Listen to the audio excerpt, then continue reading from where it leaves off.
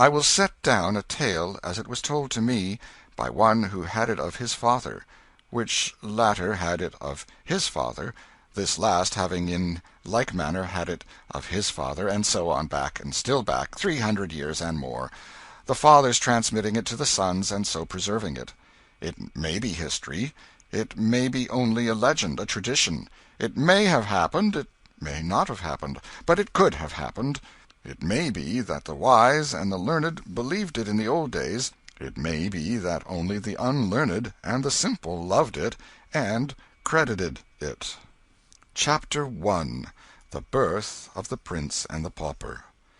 In the ancient city of London, on a certain autumn day in the second quarter of the 16th century, a boy was born to a poor family of the name of Canty, who did not want him. On the same day another English child was born to a rich family of the name of Tudor, who did want him. All England wanted him, too. England had so longed for him, and hoped for him, and prayed God for him, that now that he was really come, the people went nearly mad for joy. Mere acquaintances hugged and kissed each other, and cried. Everybody took a holiday, and high and low, rich and poor, feasted and danced and sang and got very mellow, and they kept this up for days and nights together. By day London was a sight to see, with gay banners waving from every balcony and housetop, and splendid pageants marching along. By night it was again a sight to see, with its great bonfires at every corner, and its troops of revellers making merry around them. There was no talk in all England but of the new baby, Edward Tudor, Prince of Wales, who lay lapped in silks and satins, unconscious of all this fuss, and not knowing that great lords and ladies were tending him and watching over him, and not caring either. But there was no talk about the other baby, Tom Canty, lapped in his poor rags, except among the family of paupers whom he had just come to trouble with his presence. Chapter 2. Tom's Early Life. Let us skip a number of years. London was 1,500 years old, and was a great town for that day. It had 100,000 inhabitants, some think double as many. The streets were very narrow and crooked and dirty, especially in the part where Tom Canty lived, which was not far from London Bridge. The houses were of wood, with the second story projecting over the first, and the third sticking its elbows out beyond the second. The higher the houses grew, the broader they grew. They were skeletons of strong criss-cross beams, with solid material between, coated with plaster. The beams were painted red or blue or black, according to the owner's taste, and this gave the houses a very picturesque look. The windows were small, glazed with little diamond-shaped panes, and they opened outward on hinges like doors. The house which Tom's father lived in was up a foul little pocket called Offal Court, out of Pudding Lane. It was small, decayed, and rickety, but it was packed full of wretchedly poor families. Canty's tribe occupied a room on the third floor. The mother and father had a sort of bedstead in the corner, but Tom, his grandmother, and his two sisters, Bet and Nan, were not restricted. They had all the floor to themselves, and might sleep where they chose. There were the remains of a blanket or two, and some bundles of ancient and dirty straw, but these could not rightly be called beds, for they were not organized. They were kicked into a general pile mornings, and selections made from the mass at night for service.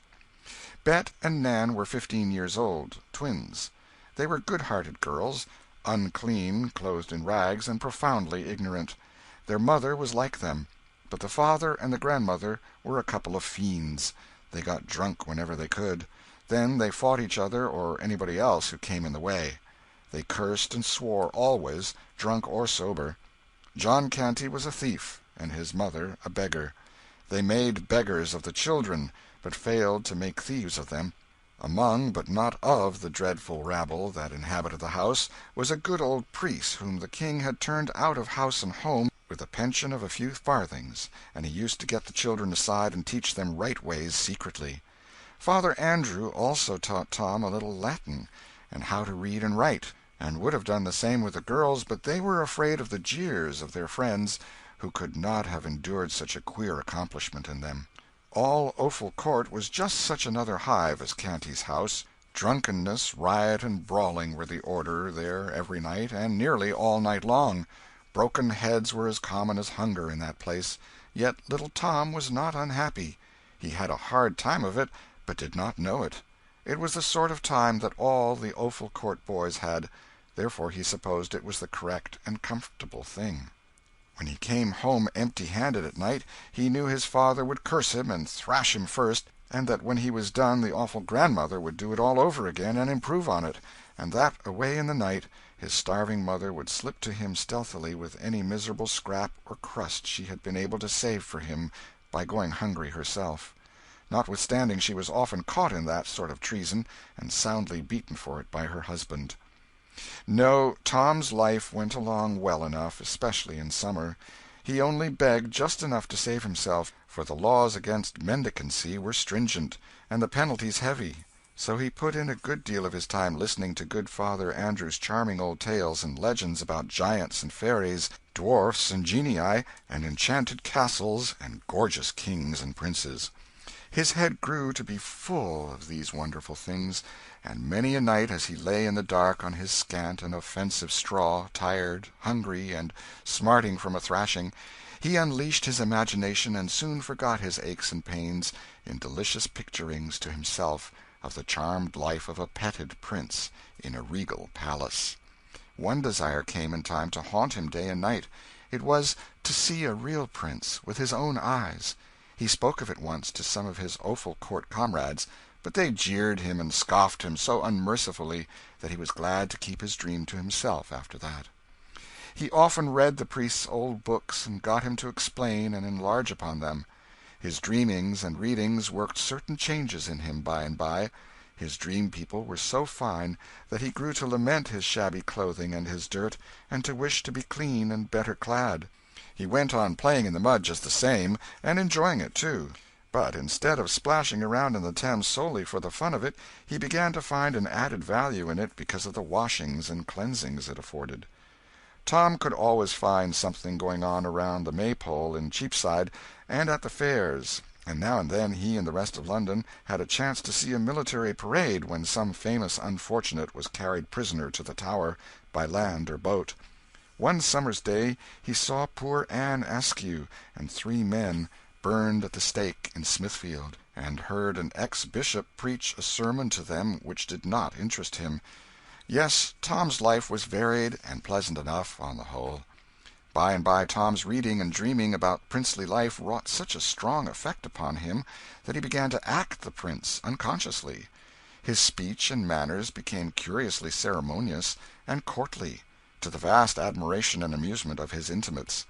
But Tom's influence among these young people began to grow, now, day by day, and in time he came to be looked up to, by them, with a sort of wondering awe, as a superior being. He seemed to know so much, and he could do and say such marvelous things, and withal he was so deep and wise.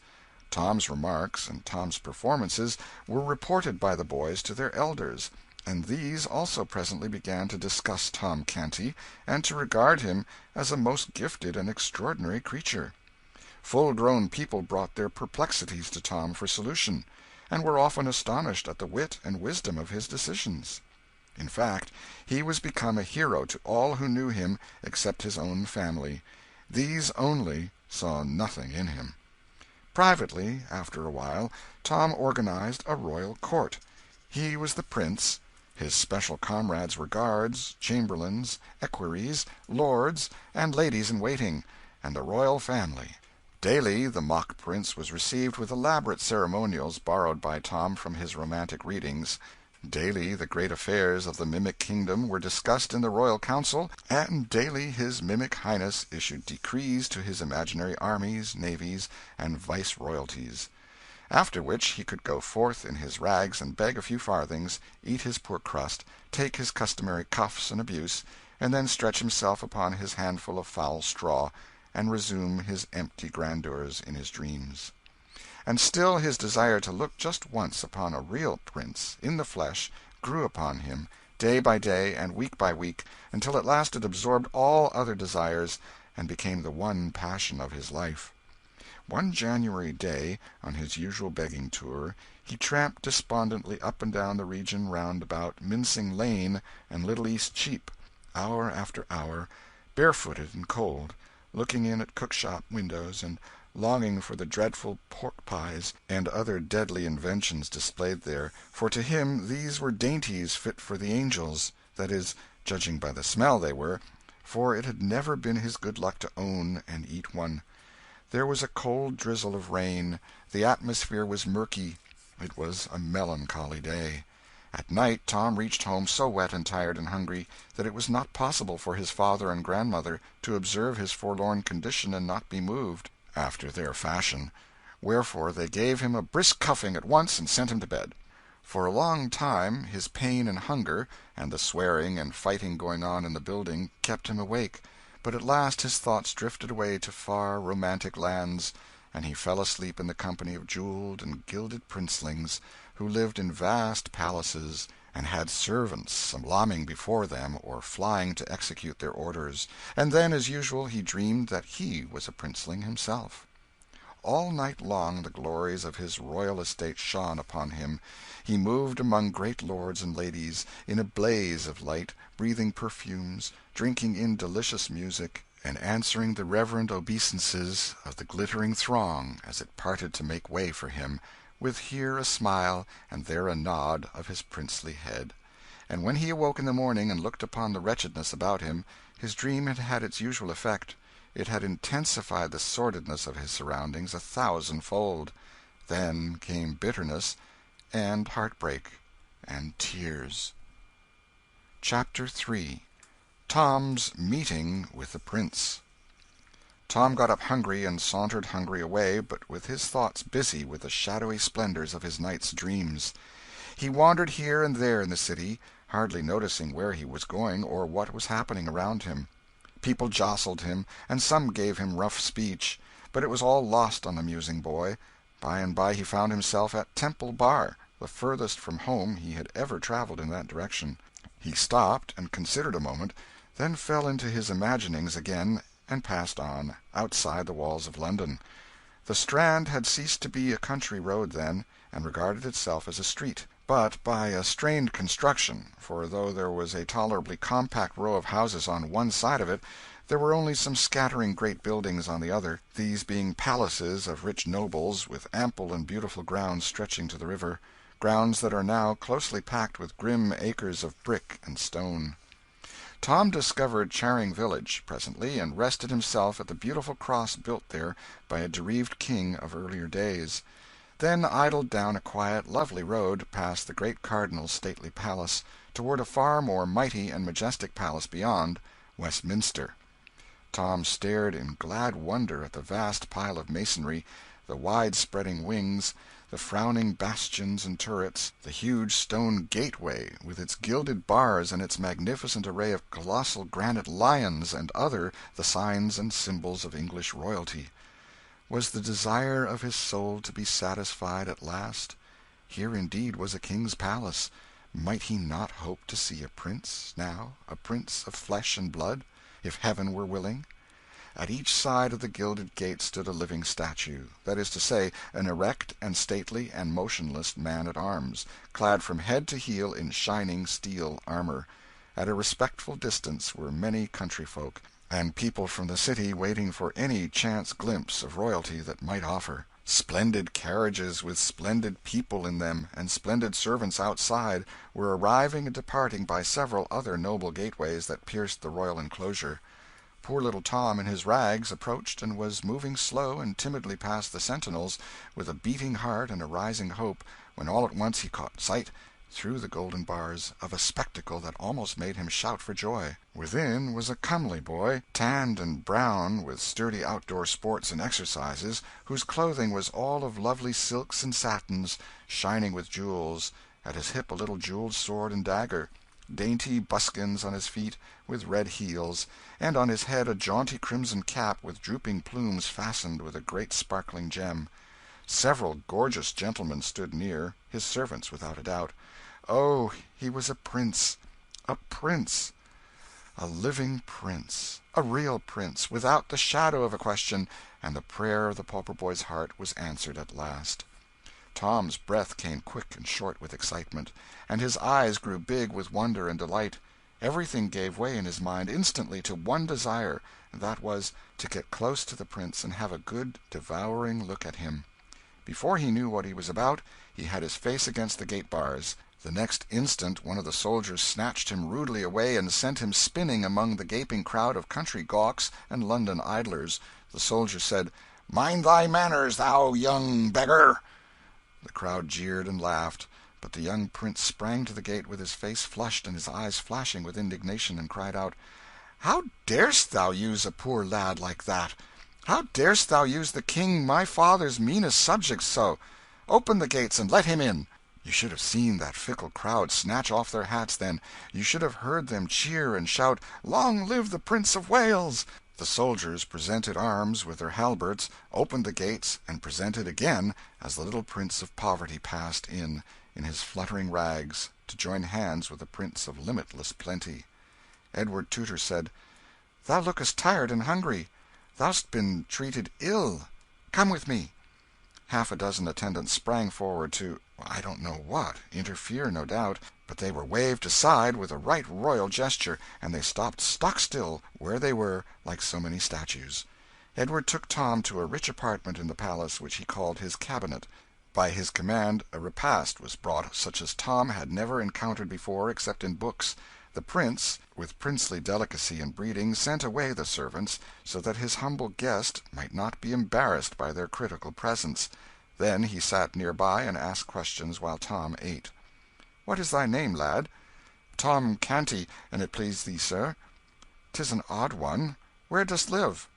"In the city, please thee, sir, Offal Court, out of Pudding Lane." "Offal Court? Truly 'tis another odd one. Hast parents?" "Parents have I, sir, and a grandam likewise that is but indifferently precious to me, God forgive me if it be offensive to say it, also twin sisters, Nan and Bet." "Then is thy grandam not overkind to thee, I take it?" "Neither to any other is she, so please your worship. She hath a wicked heart, and worketh evil all her days." "Doth she mistreat thee?" "There be times that she stayeth her hand, being asleep or overcome with drink; but when she hath her judgment clear again, she maketh it up to me with goodly beatings." A fierce look came into the little prince's eyes, and he cried out, "What! Beatings?" "Oh, indeed, yes, please you, sir." "Beatings! And thou so frail and little! Harkye, before the night come, she shall hie her to the Tower. The king my father—" "In sooth you forget, sir, her low degree. The Tower is for the great alone." "True, indeed. I had not thought of that. I will consider of her punishment. Is thy father kind to thee?" "Not more than Gammer Canty, sir." "Fathers be alike, mayhap. Mine hath not a doll's temper. He smiteth with a heavy hand, yet spareth me. He spareth me not always with his tongue, though, sooth to say. How doth thy mother use thee?" "She is good, sir, and giveth me neither sorrow nor pain of any sort, and Nan and Bet are like to her in this." "How old be these?" "15, an' it please you, sir." "The Lady Elizabeth, my sister, is 14, and the Lady Jane Grey, my cousin, is of mine own age, and comely and gracious withal. But my sister the Lady Mary, with her gloomy mien, and— Look you, do thy sisters forbid their servants to smile, lest the sin destroy their souls?" "They? Oh, dost think, sir, that they have servants?"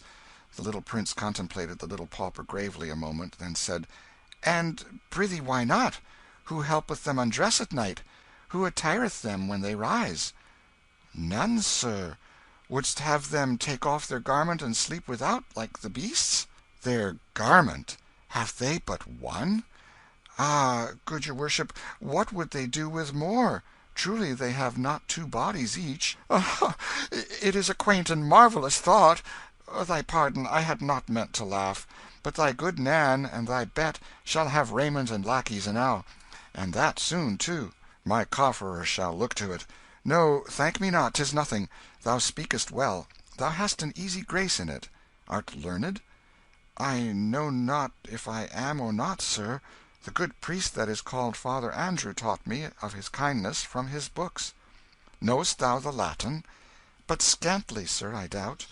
"Learn it, lad. 'Tis hard only at first. The Greek is harder. But neither these nor any tongues else, I think, are hard to the Lady Elizabeth and my cousin. Thou shouldst hear those damsels at it. But tell me of thy Offal Court. Hast thou a pleasant life there?" "In truth, yes, so please you, sir, save when one is hungry. There be Punch and Judy shows, and monkeys oh, such antic creatures, and so bravely dressed; and there be plays, wherein they that play do shout and fight till all are slain, and 'tis so fine to see, and costeth but a farthing, albeit 'tis main hard to get the farthing, please your worship." "Tell me more." "We lads of Offal Court do strive against each other with the cudgel, like to the fashion of the 'prentices, sometimes." The prince's eyes flashed. Said he, "Marry, that would not I mislike. Tell me more." "We strive in races, sir, to see who of us shall be fleetest." "That would I like also. Speak on." "In summer, sir, we wade and swim in the canals and in the river, and each doth duck his neighbour, and spatter him with water, and dive and shout and tumble, and 'twould be worth my father's kingdom but to enjoy it once. Prithee go on." "We dance and sing about the Maypole in Cheapside, we play in the sand, each covering his neighbour up, and times we make mud pastry. Oh, the lovely mud! It hath not its like for delightfulness in all the world. We do fairly wallow in the mud, sir, saving your worship's presence." "Oh, prithee say no more. 'Tis glorious. If that I could but clothe me in raiment like to thine, and strip my feet and revel in the mud once, just once, with none to rebuke me or forbid, meseemeth I could forego the crown. And if that I could clothe me once, sweet sir, as thou art clad, just once." "Ho, ho! Wouldst like it? Then so shall it be. Doff thy rags and don these splendours, lad. It is a brief happiness, but we'll be not less keen for that. We will have it while we may, and change again before any come to molest." A few minutes later the little Prince of Wales was garlanded with Tom's fluttering odds and ends, and the little Prince of Pauperdom was tricked out in the gaudy plumage of royalty. The two went and stood side by side before a great mirror, and lo, a miracle! There did not seem to have been any change made. They stared at each other, then at the glass, then at each other again. At last the puzzled princeling said, "What dost thou make of this?" "Ah, good your worship, require me not to answer. It is not meet that one of my degree should utter the thing." "Then will I utter it. Thou hast the same hair, the same eyes, the same voice and manner, the same form and stature, the same face and countenance that I bear. Fared we forth naked, there is none could say which was you and which the Prince of Wales. And now that I am clothed as thou wert clothed, it seemeth I should be able the more nearly to feel as thou didst when the brute soldier Harkye, is not this a bruise upon your hand?" "Yes, but it is a slight thing, and your worship knoweth that the poor man at arms "Peace! It was a shameful thing and a cruel," cried the little prince, stamping his bare foot. "If the King stir not a step till I come again. It is a command." In a moment he had snatched up and put away an article of national importance that lay upon a table, and was out at the door and flying through the palace grounds in his bannered rags, with a hot face and glowing eyes. As soon as he reached the great gate he seized the bars and tried to shake them, shouting, "Open! Unbar the gates!"